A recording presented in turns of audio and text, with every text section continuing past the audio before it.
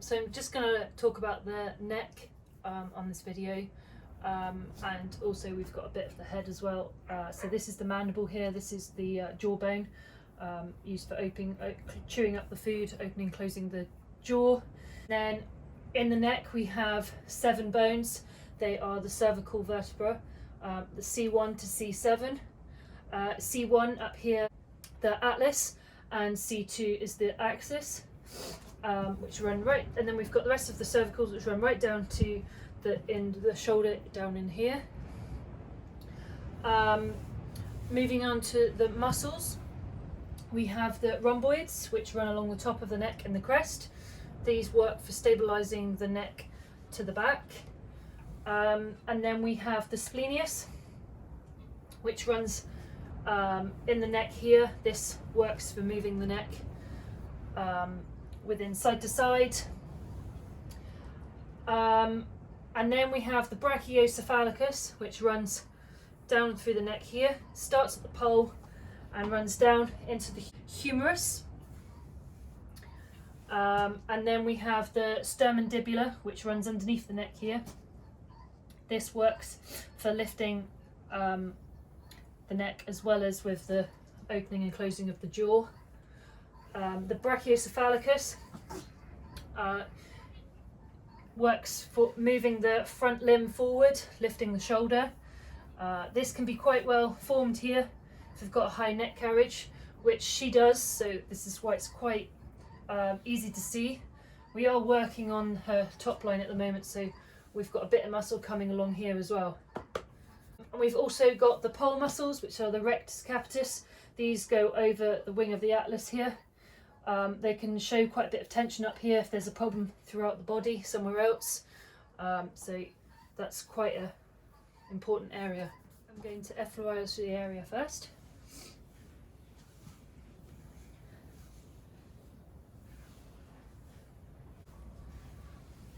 Okay, now I'm going to do palpitation.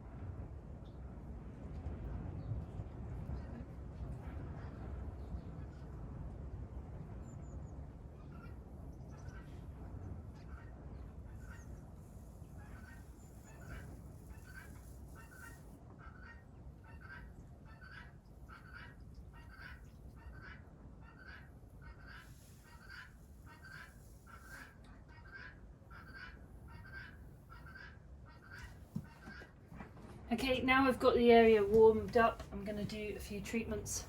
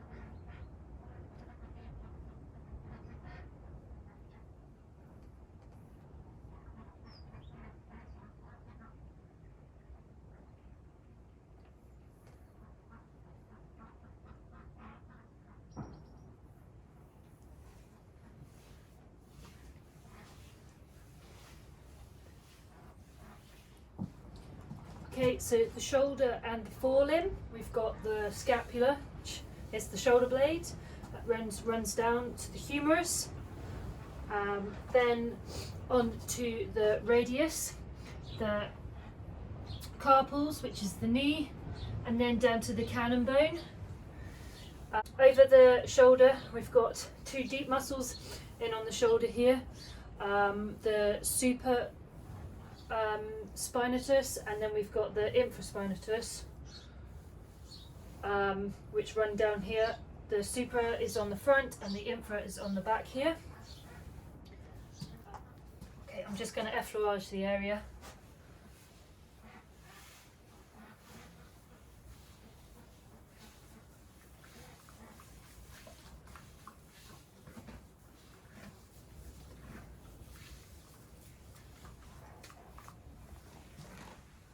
Palpitation it. So this is the cervical thoracic junction between the scapula and the neck.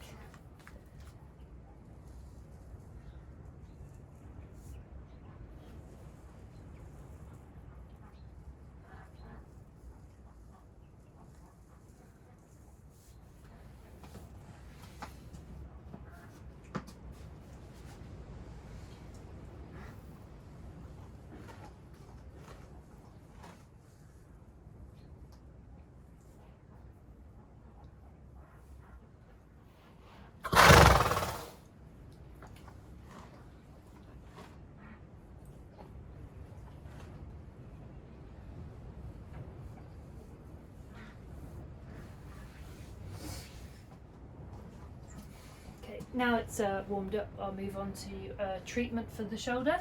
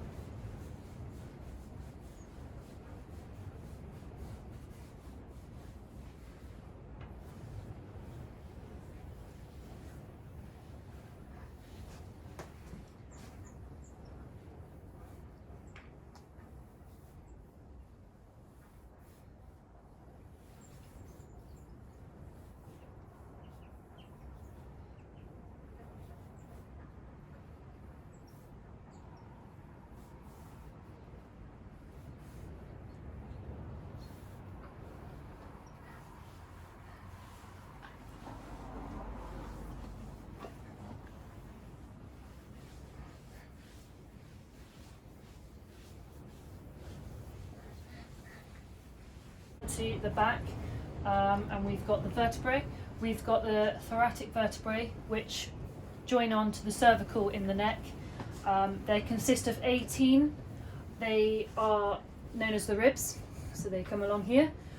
And then they join on to the lumbar vertebrae, which is this area here. And there is 6 in this area. We then move on to the sacrum vertebrae, which is up this area, up the top up here, and there's 5 in this area. They are fused vertebrae, and they're fused from the age of 5. My mare's just coming 6, so they should be fused as of now. Moving on to the muscle, it's the longest muscle in the horse. The longissimus dorsi runs the full length of the back. It's made up of 5 sections: the atlantis, the capitis, the cervicus, the thoracic, and the lumborium, I think. Okay, I'm just going to effleurage the area first, and then we'll do a palpitation on it.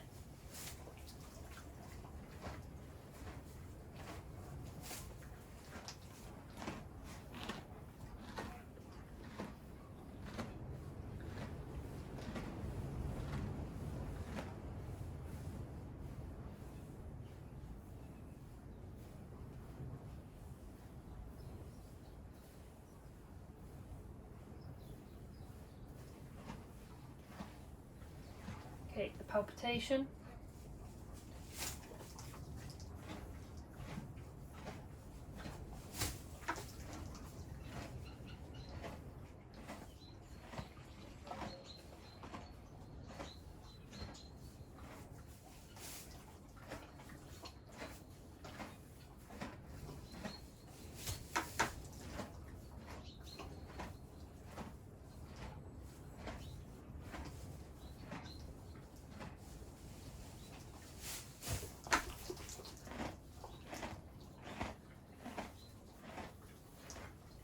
Okay, and treatment for the longissimus dorsi.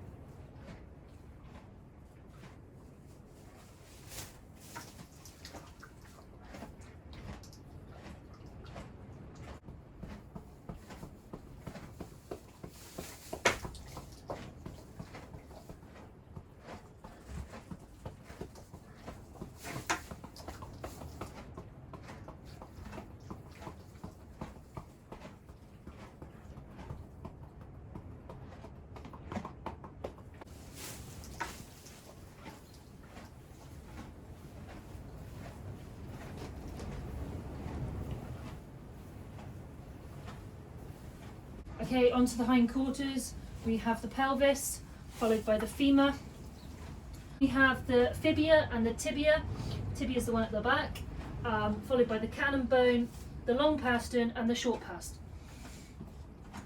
Muscles, we have the gluteus superficialis, which is the big muscle here. I think it's 25 centimeters deep. It's quite a thick muscle.